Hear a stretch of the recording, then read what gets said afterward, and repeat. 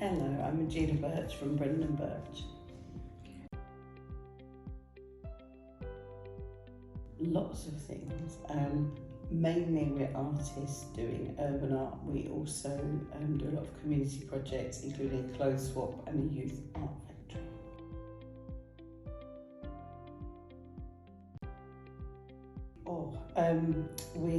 From school we always knew we wanted to do something together. I'm in business with my business partner Brennan, and we started off doing fashion because that's something we're both interested in, and we've kind of morphed into interiors and large-scale art.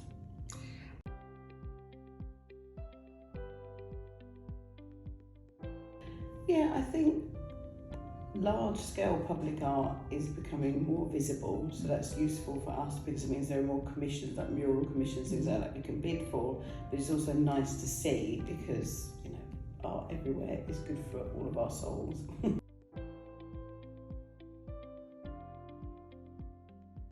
Yes, lots of things. One of them is with our clothes swap. There's a brand called Swappers, which is 6 to 16-year-olds, and they're about to launch an online swapping platform, and they're interested in collaborating on our clothes swap, so that's quite exciting.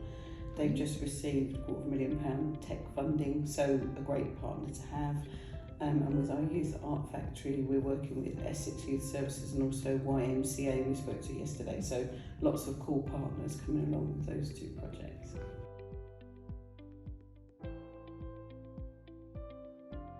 I would say just being our own boss, and we don't get to do enough of that because I do freelance outside the company sometimes. I forget how nice that is, but particularly now, just having the freedom to make your own choices and do your own thing at whatever time and place you want to do it.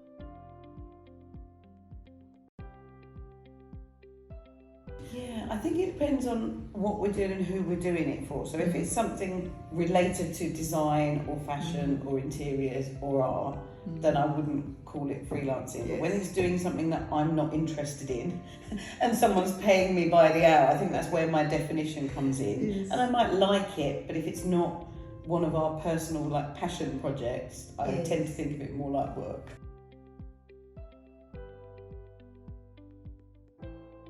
So this was a community project. It was funded by the Arts Council and councils and various other crowdfunding, all sorts of things. And it's about 48 urban artists from London and Essex. So it's got quite a variety of art in there. It's got all the contact details for them. It's got examples of their work. So our idea was we could promote other artists, and also we're in it, but we have equal billing to all the other artists.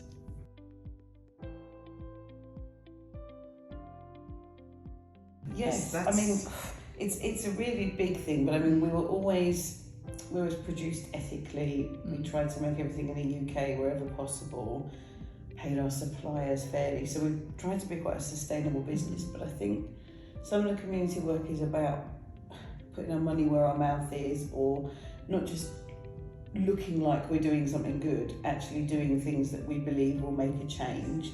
And I think for companies to be truly authentic, it's quite important that their values do match with what they're doing. So I think us doing more community work is based around the fact that we've always been quite interested in making a difference and helping. So if we can use art constructively, then even better.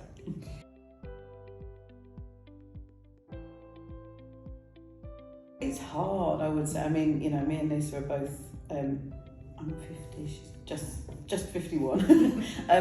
And I think we now know who we are, but I think especially when someone's just starting out, it can be really tempting to try and run from thing to thing and try to fit into everybody else's box. And I think what actually happens is the longer you're in business, the more you realise people like you for what you're good at. So it's better to stay in that sphere if possible. And to understand that the strength of whatever you're doing will eventually shine through, and to keep on being faithful. I mean, we were speaking to someone this week from the Prince's Trust, and the Prince's Trust helped us. I think we were 27, and we were helped by the Prince's Trust and also Craft Central, which became Clerkenwell Green Association. It's still the other way around, but a craft group and Prince's Trust helped us to start up. And I bumped into someone from Prince's Trust this week, and she said they're really interested in people telling their story who are still in business all these years later. and they have a 40 years anniversary, and we might pop onto one of their events just to talk about what it was like being a Prince's Trust business. But I think there's something as well, like we're starting to come full circle on certain things. We're advising students in the college where I studied. We're mentors for UAL, which for me was just massive, because you know that's where I started.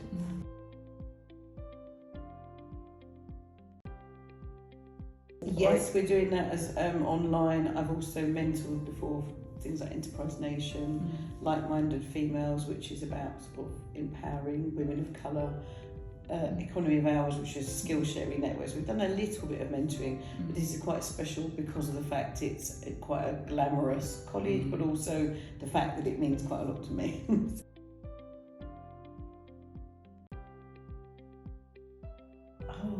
I would say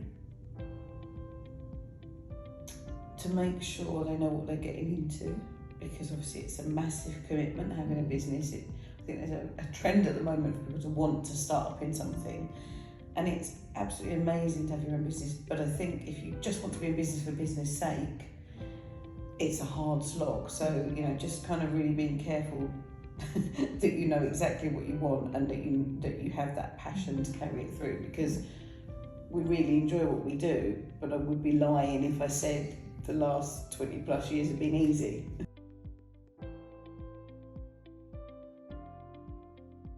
We're quite passionate about young creatives, so we run an artist network called You and Your Mates, Yay Mates, and that's in Havering, Brentwood. We've met over here as well at 360.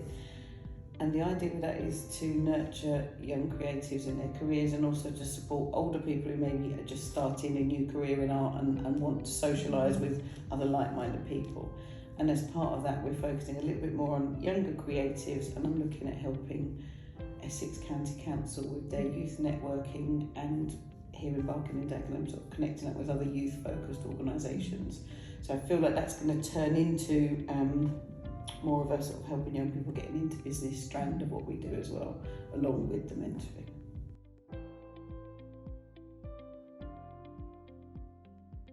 I think in terms of the partnering itself, obviously you need to trust that person. I've seen some business partnerships, not my own, go horrendously wrong and go down the legal action route. So I think knowing the person, or if you don't know them, doing a lot of research on the person before getting into a partnership, but also play into your strengths and weaknesses. So I'm probably more organised than this, but she's more creative.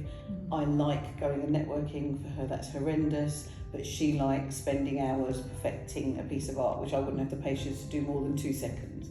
So I think it's something about, in any partnership or more than 2 people, like everyone playing to their strengths, and that's how you get the most out of it.